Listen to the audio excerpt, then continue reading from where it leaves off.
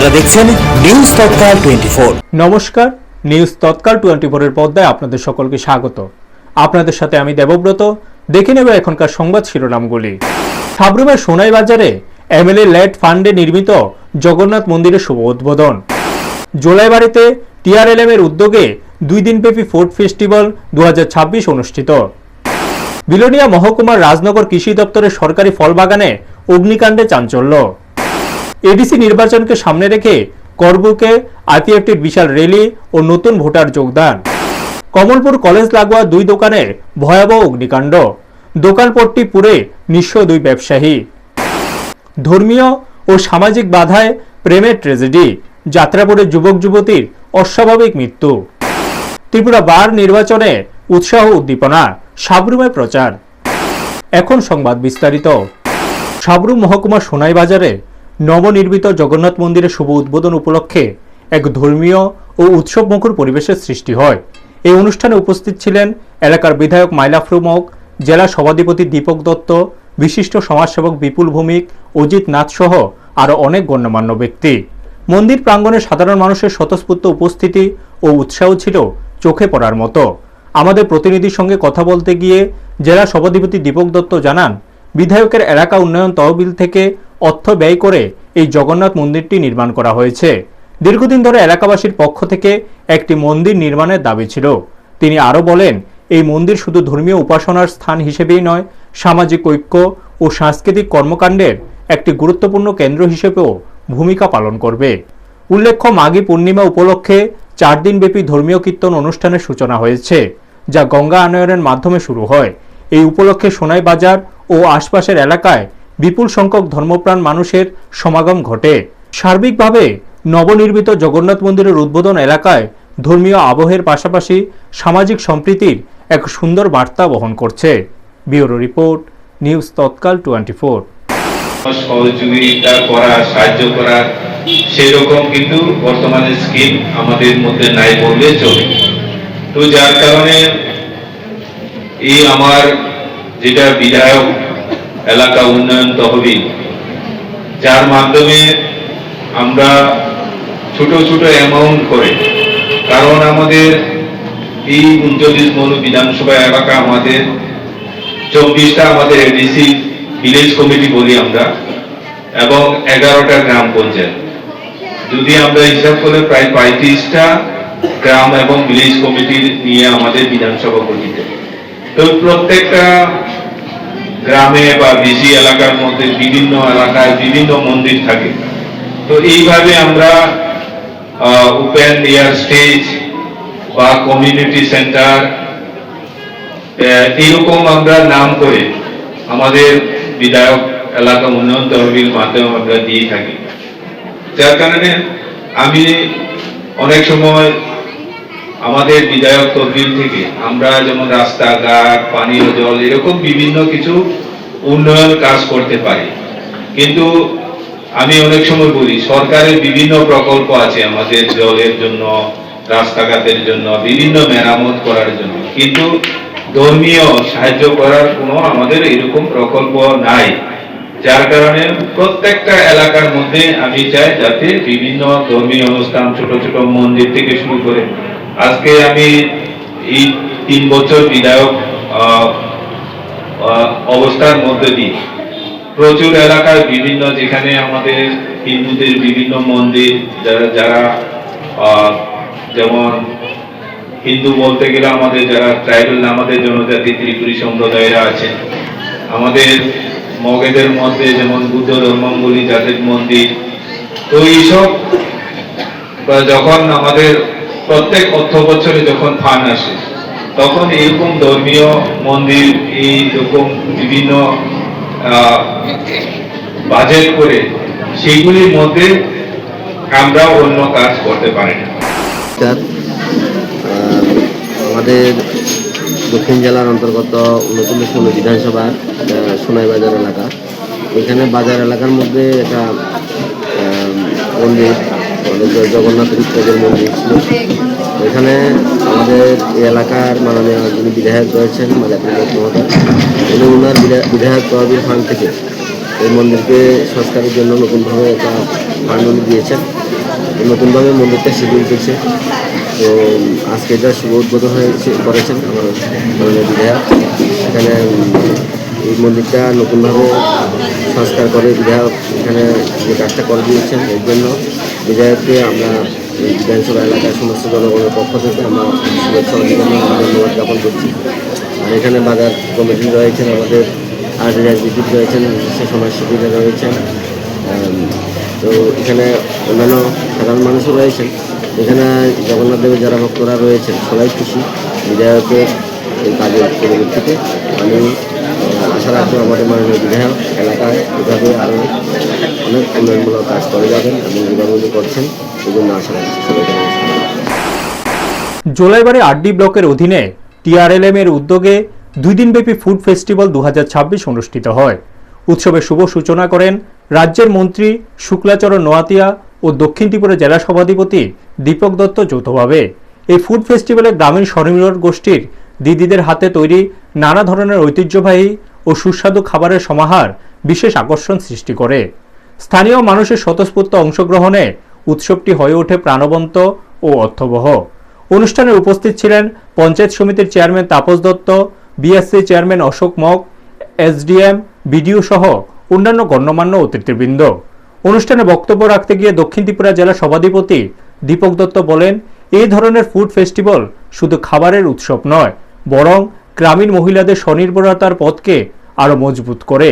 জীবনের নানা চ্যালেঞ্জ, ব্যর্থতা ও প্রতিকূলতাকে ইতিবাচকভাবে গ্রহণ করে এগিয়ে যাওয়ার বার্তাই এই ধরনের উদ্যোগের মূল উদ্দেশ্য। এমন কর্মসূচি মানুষের মনে সাহস যোগায় ও আত্মনির্ভর হওয়ার অনুপ্রেরণা দেয়। সার্বিকভাবে ফুড ফেস্টিভ্যাল 2026 গ্রামীণ অর্থনীতি, সংস্কৃতি ও স্বনির্ভরতার প্রচারে এক গুরুত্বপূর্ণ ভূমিকা পালন করেছে বলে সকলে দাবি করছে।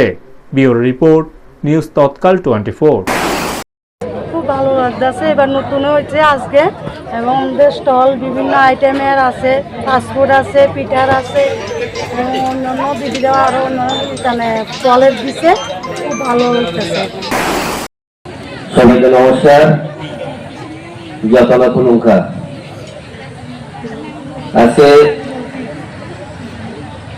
দক্ষিণ জেলার অধীন জোলাইবাড়ি আরডি ব্লকের অন্তর্গত ত্রিপুরা গ্রামীণ জীবিকা মিশনের মায়েরা বোনেরা যারা রয়েছেন, আপনাদের উদ্যোগে যে খাদ্য মেলা এখানে আয়োজন করা হয়েছে। আমাদের এই মেলার শুভ উদ্বোধন করেছেন আমাদের রাজ্যের মাননীয় মন্ত্রী তথা এই বিধানসভা এলাকার জনপ্রিয় বিধায়ক মাননীয় শুক্লাচরণ নোয়াতিয়া মহোদয়। মঞ্চে উপস্থিত হয়েছেন আমাদের মহকুমার মাননীয় মহকুমা শাসক, উপস্থিত রয়েছেন জোলাইবাড়ি পঞ্চায়েত সমিতির মাননীয় চেয়ারম্যান তাপস দত্ত মহোদয়, উপস্থিত রয়েছেন বিএসসি চেয়ারম্যান মাননীয় অশোক মগ মহোদয়, উপস্থিত রয়েছেন মাননীয় বিডিও সাহেব, উপস্থিত রয়েছেন মাননীয় প্রধানগণ। পাশাপাশি আপনারা বিভিন্ন পঞ্চায়েতের থেকে আগত এলাকার মায়েরা বোনেরা এবং যারা আজকের খাদ্য মেলায় আপনাদের বিভিন্ন খাদ্য সামগ্রী নিয়ে এই স্টলে অংশগ্রহণ করেছেন, প্রত্যেকে আমার ব্যক্তিগত পক্ষ থেকে এবং সাউথ ত্রিপুরা জেলা পরিষদের পক্ষ থেকে শুভেচ্ছা এবং অভিনন্দন জ্ঞাপন করছি। বিলোনিয়া মহকুমার রাজনগর কৃষি দপ্তরের একটি সরকারি ফল বাগানে অগ্নিকাণ্ডের ঘটনায় এলাকায় চাঞ্চল্য ছড়িয়েছে। ঘটনাটি ঘটে রাজনগর কৃষি মহকুমার অধীন দক্ষিণ রাধানগর ও বাতিসা গ্রাম পঞ্চায়েত এলাকার সরকারি ফল বাগানে। জানা যায়, এই অগ্নিকাণ্ডে একাধিক লিচু গাছ আগুনে পুড়ে ছাই হয়ে যায়। তবে স্থানীয়দের তৎপরতায় আগুন দ্রুত নিয়ন্ত্রণে আনা সম্ভব হওয়ায় বড় ধরনের ক্ষয়ক্ষতি থেকে বাগানটি রক্ষা পায়। বাগানে আগুন দেখতে পেয়ে স্থানীয় বাসিন্দারা সঙ্গে সঙ্গে বাগান রক্ষণাবেক্ষণের দায়িত্বে থাকা আধিকারিকদের খবর দেন। খবর পেয়ে ঘটনাস্থলে ছুটে আসেন রাজনগর কৃষি মহকুমার তত্ত্বাবধায়ক দীপক চন্দ্র দাস সহ অন্যান্য কর্মীরা।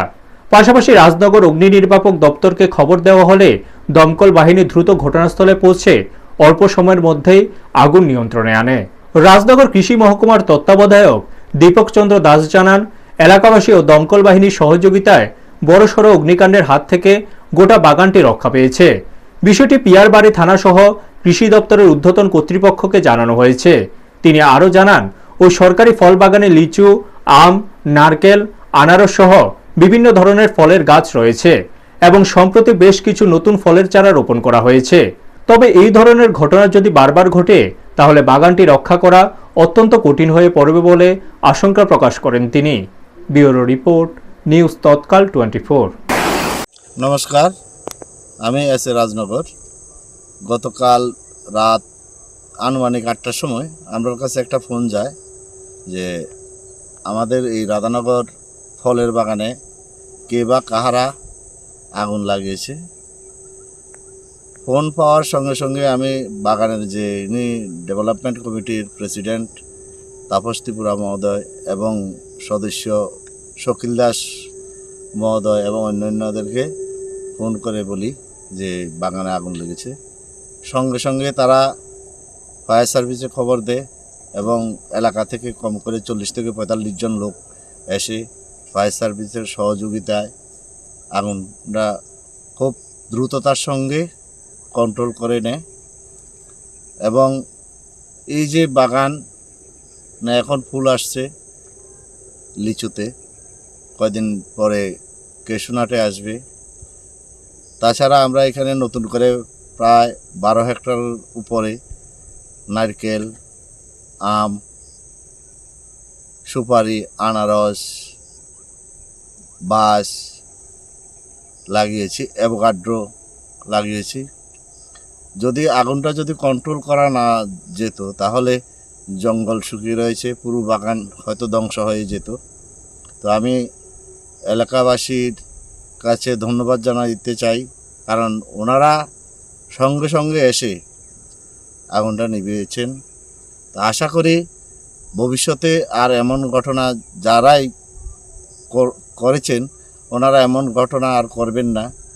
যদি করে থাকেন তাহলে আমরা যদি ধরতে পারি তার বিরুদ্ধে আইন অনুসারে যেটুকু ব্যবস্থা নেওয়ার ওইটুকু ব্যবস্থা নেব। আপনারা এখন পর্যন্ত স্টেপ কি নিয়েছেন? আমরা এই পর্যন্ত আমরা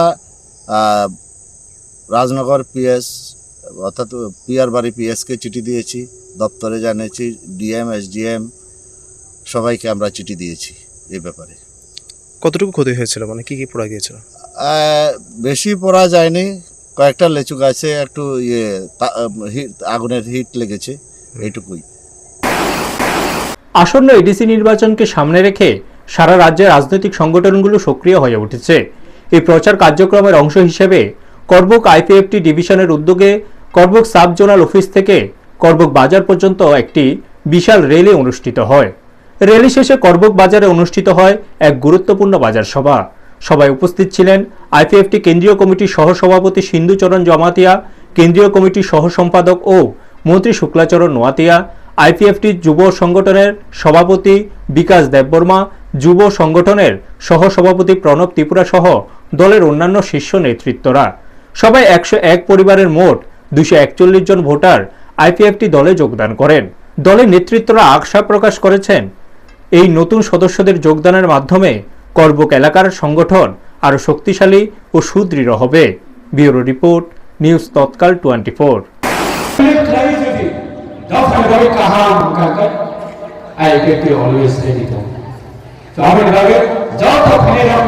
আন্দোলন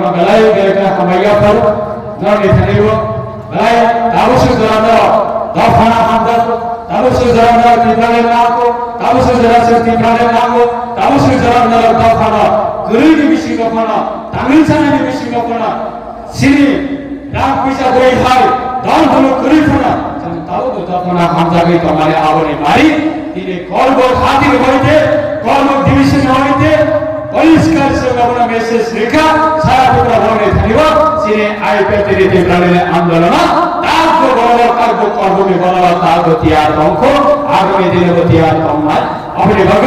আমরা খবর নাই যত বাসা নাই খালি যত বাসা নাই ইয়া যত বাসা নাই যত ইয়ার্তিস যত খান কত খাইলে দিল্লি পার্লামেন্ট বাজেট অধিবেশন চলে গেল और मीडिया में डिस्कस मीडिया में विषय दिए चले दफाई बोलो जो दीपावली नाम उड़ी नहीं जो कौन पिसा नहीं हरी दादा भाई दिया प्लीज भाई क्या हरी दादा भाई यहाँ हरी हरी दादा भाई हरी जरा दीपावली नाम है जो जरा दीपावली हम तो ना दीपावली समय लो भाई प्लीज जाओ आये साथी मत हमें उठाएंगे चलिए बाबा बैठा आया मुकाबला तुम्हारा फैमिली प्लीज जहाँ सुप्रस्त था जेल तो नौकिया करी फैमिली जहाँ किसान खराब दिशा है কমলপুর কলেজ লাগোয়া এলাকায় গভীর রাতে দুই দোকানে ভয়াবহ অগ্নিকাণ্ড ঘটে। ঘটনার সময় রাত প্রায় 3টার দিকে হঠাৎ আগুন লাগে, যা মুহূর্তের মধ্যে ভয়াবহ রূপ ধারণ করে। আগুনে দোকানগুলির ভেতরে সমস্ত আসবাবপত্র ও সরঞ্জাম পুড়ে ছাই হয়ে যায়। ক্ষতিগ্রস্তদের মধ্যে একজন শুভদীপ শর্মা, যিনি দীর্ঘদিন ধরে কম্পিউটার দোকান চালাতেন, অন্যজন দীপপ্রহর সরকার, যিনি এলাকায় বাইক মেরামতের দোকান করতেন। তারা উভয়ই সুমিত দাসের দোকানে ভাড়া নিয়ে ব্যবসা করতেন। অগ্নিকাণ্ডের খবর পেয়ে দ্রুত ঘটনাস্থলে পৌঁছায় দমকল বাহিনী। দীর্ঘ চেষ্টার পর আগুন নিয়ন্ত্রণে আনা সম্ভব হলেও ততক্ষণে দুই দোকানে সর্বস্ব পুড়ে যায়। এই ঘটনার ফলে দুই ব্যবসায়ী কার্যত নিঃস্ব হয়ে পড়েছেন। ক্ষতিগ্রস্তরা সরকারের কাছে আর্থিক সাহায্যের আবেদন জানিয়েছেন। বাইক মেকানিক দীপপ্রহর সরকার জানান, দোকানের উপরেই আমাদের সংসার চলত, এখন আমাদের একমাত্র ভরসা সরকার। তারা পাশে না থাকলে আমরা শেষ হয়ে যাব। প্রাথমিক ধারণা অনুযায়ী বিদ্যুতের শর্ট সার্কিট থেকে আগুন লাগতে পারে, তবে সঠিক কারণ জানার জন্য প্রশাসন তদন্ত শুরু করেছে। ব্যুরো রিপোর্ট, নিউজ তৎকাল 24। কালকে রাত্রে 3টা নাগাদ আমার কাছে কল আছে, আমি আইসি দোকানে আয়া দেখি দোকান পুরো শেষ। আমার দোকানে 4 থেকে 5 লাখ টাকার বলতে জিনিস আসছিল, মালপত্র লয়েছিল। এর দোকানে প্রায় আসছিল 10-12 লাখ টাকার মতো। মানে সরকারের কাছে এটাই আবেদন, যদি আমরা কিছু বলতে সাহায্য করে খুব হেল্প। তোমার নাম কি? আমার নাম দীপপ্রহর সরকার। আরেকজনের যে দোকান রয়েছে ওর নাম কি? শুভদীপ শর্মা। একটি রাতে নিঃশব্দে ঘটে গেল এমন এক ঘটনা যা সকলের কল্পনার বাইরে। গভীর রাত থেকে ভোরের আলো ফোটার সময়ে এক যুবক যুবতীর অস্বাভাবিক মৃত্যু খবর পাওয়া যায়। খবর পেয়ে যাত্রাপুর থানার পুলিশ ঘটনাস্থলে ছুটে যায়। পুলিশ ও স্থানীয় সংবাদকর্মীরা পৌঁছানোর সাথে সাথে জনতার ভিড়ও জমে যায়। প্রত্যক্ষদর্শীরা বলছেন, দৃশ্যটি মর্মান্তিক হলেও অদ্ভুতভাবে মন ছুঁয়ে যায়। মৃতদের পরিচয় জানা যায়, যুবতীর নাম নিশা মল্লিক, বয়স প্রায় 21 বছর। যুবকের নাম রাকেশ মিয়া, বয়স প্রায় 24 থেকে 25 বছর। তাদের বাড়ি উদয়পুর মহকুমার মাতারবাড়ি বিধানসভা এলাকার জমিয়া খামার এবং গঙ্গাছড়া এলাকায়। রাকেশ কয়েক মাস ধরে ধনপুর বিধানসভা এলাকার উত্তর পাহাড়পুর গ্রাম পঞ্চায়েতের রাঙ্গামুড়া বাজারে সেলুনের কাজ করছিল। ঘটনাস্থল দক্ষিণ পাহাড়পুর গ্রাম পঞ্চায়েতের গুয়ামুড়া পাড়ার একটি ছড়ার পাশে। তাদের বরাক বাঁশের মুড়ার কাছে ছোট একটি গাছের সঙ্গে দড়ি দিয়ে ঝুলন্ত অবস্থায় পাওয়া যায়। দুইজনের বুকে বুকে ও মুখে মুখে গামছা বাঁধা ছিল। মৃত্যুর ধরন অস্বাভাবিক হলেও দৃশ্যটি এক ধরনের অদ্ভুত ভাব প্রকাশ করেছে। যাত্রাপুর থানার ওসি স্মৃতিকণ্ঠ বর্ধন জানান, মৃতদেহ ময়নাতদন্তের জন্য কাঠালিয়া সামাজিক স্বাস্থ্যকেন্দ্রে পাঠানো হয়েছে। স্থানীয়দের ধারণা, মৃত্যুর পেছনে সামাজিক ও ধর্মীয় প্রেক্ষাপট থাকতে পারে।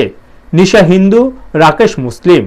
সামাজিক বাধার কারণে তাদের বৈবাহিক জীবন সম্ভব হয়নি। অনেকের মতে সেই চাপে তারা এমন অস্বাভাবিক পথ বেছে নিয়েছে। যাত্রাপুর থানার এই ধরনের ঘটনা প্রথম। প্রত্যক্ষদর্শী ও স্থানীয়রা এমন ঘটনায় হতবাক। ব্যুরো রিপোর্ট, নিউজ তৎকাল 24। আমরা কিটা মনে করলাম তো কেমন জানি লাগে, কোনো ভয়টাও লাগে না মনে একটা কোনো দেখলে। ফাঁসির মারতে মরলে একটা ভয় লাগে, বা চাকতে মারতে কত কিছু করে কোনো কিছু লাগতেছে না। এটা কবে হয়েছে? আজকে সকালে না উদ্দেশ্যিত পিএম করলে না বুঝুন ওপর কাটালে লইয়া যাবেন সিনুনি হ্যাঁ অস্ট্রেলিয়া মেয়ে ছেলে ধরুন তখন পিএম করলে করবে ভাই। মেয়ের নাম কি? মেয়ের নাম তো সঠিক আমি জানি না, বাড়ি গঙ্গাছড়া। গঙ্গাছড়া? হ্যাঁ গঙ্গাছড়া তুলনা। ছেলেটাও বাড়ি গঙ্গাছড়া। গঙ্গাছড়া। এখানে কার বাড়িতে আইছিল? এটা কইতে পারলাম না। কেমনি জানো? এটা আমার খবর দিচ্ছে, আমি আসি, আমি ডুম। আগামী 14 ফেব্রুয়ারি অনুষ্ঠিত হতে চলেছে ত্রিপুরা রাজ্য বার অ্যাসোসিয়েশনের নির্বাচন। এই নির্বাচনকে সামনে রেখে রাজ্যের বিভিন্ন প্রান্তে প্রচার ও সাংগঠনিক তৎপরতা জোরদার রয়েছে। তারই অঙ্গ হিসেবে আজ সাবরুম বার অ্যাসোসিয়েশনের পক্ষ থেকে এক গুরুত্বপূর্ণ বৈঠক অনুষ্ঠিত হয়। উক্ত বৈঠকে উপস্থিত ছিলেন ত্রিপুরা রাজ্য বার অ্যাসোসিয়েশনের চেয়ারম্যান রতন দত্ত। বৈঠক শেষে তিনি আমাদের প্রতিনিধির মুখোমুখি হয়ে জানান তিনি পুনরায় ত্রিপুরা রাজ্য বার অ্যাসোসিয়েশনের চেয়ারম্যান পদে প্রার্থী হয়েছেন। নিজের অনুভূতি প্রকাশ করে তিনি বলেন, আমি সাবরুমের ছেলে, এই মাটির সঙ্গে আমার শিকড় জড়িয়ে। আমি আশাবাদী সাবরুম বার অ্যাসোসিয়েশন সকল সদস্য দুহাত ভরে আমাকে সমর্থন করবেন এবং তাদের মূল্যবান ভোট দিয়ে আবারও আমাকে নির্বাচিত করবেন। তিনি আরও বলেন, আইনজীবীদের স্বার্থ রক্ষা, বার ও বেঞ্চের মধ্যে সুসম্পর্ক বজায় রাখা এবং তরুণ আইনজীবীদের পাশে দাঁড়ানোই তার মূল লক্ষ্য। আজকের এই বৈঠককে কেন্দ্র করে সাবরুম বার অ্যাসোসিয়েশনের সদস্যদের মধ্যে ব্যাপক উৎসাহ লক্ষ্য করা যায়। সামগ্রিকভাবে আসন্ন নির্বাচনে এই বৈঠক গুরুত্বপূর্ণ ভূমিকা নেবে বলেই মনে করছে সংশ্লিষ্টরা। ব্যুরো রিপোর্ট, নিউজ তৎকাল 24। আজকে আমরা এখানে সবাই একত্রিত হয়েছি, আমরা সব সাবরুম বার অ্যাসোসিয়েশনের অ্যাডভোকেটস। আমি Ratan Dutta, chairman bar council of Tripura. ত্রিপুরার যে বার কাউন্সিল অফ ত্রিপুরার ইলেকশন হতে চলছে সেটা 14 ফেব্রুয়ারি। এটার পারপাস আমি আজকে এসেছি সবার কাছে ভোটের আবেদন নিয়ে। আমি গতবারও ইলেকশনে কন্টেস্ট করেছি, আমি সেকেন্ড হাইয়েস্ট ভোট পেয়ে আমি জিতেছি। এবার আমি আবার ক্যান্ডিডেট। আমি হোপফুল এবং আশাবাদী যে আমাদের বার কাউন্সিল অফ ত্রিপুরা যে কাজ করেছে, কাজের নিরিখে এবং আমাদের যে অ্যাক্টিভিটিস এবং দলমত নির্বিশেষে আমাকে সাবরুম বারের সবাই সাপোর্ট করবে। কেন? আমি ম্যান অফ দি সয়েল, আমি সাবরুমের ছেলে। আমার সবচেয়ে বেশি দাবি সাবরুমের বার অ্যাসোসিয়েশনের উপর, কারণ আমি এখানে জন্ম হয়েছি, এখানে আমার বড় হয়েছে। এখন বর্তমানে আমি আগরতলা থাকি, কিন্তু সারা সবাই আমার ভাই বোন, দাদা এবং আমার গার্জিয়ানের মতো। সুতরাং আমি আশা করব সবাই কাছ থেকে আমি ফার্স্ট প্রেফারেন্স ভোট পাবো এবং সাবরুম বারের 21টা ভোট আমি 21টাই পাবো। এবং আমি ত্রিপুরার যে মানুষকে বলতে চাই যে সাবরুমের 21টা ভোট আমাকে দিয়ে ফার্স্ট প্রেফারেন্স ভোট আমি রেকর্ড করতে চাই। Thank you. এখনকার মতো সংবাদ এই পর্যন্তই। আমাদের অন্যান্য অনুষ্ঠানের জন্য চোখ রাখুন নিউজ তৎকাল 24 এর পর্দায়। আপনারা দেখছেন নিউজ তৎকাল 24।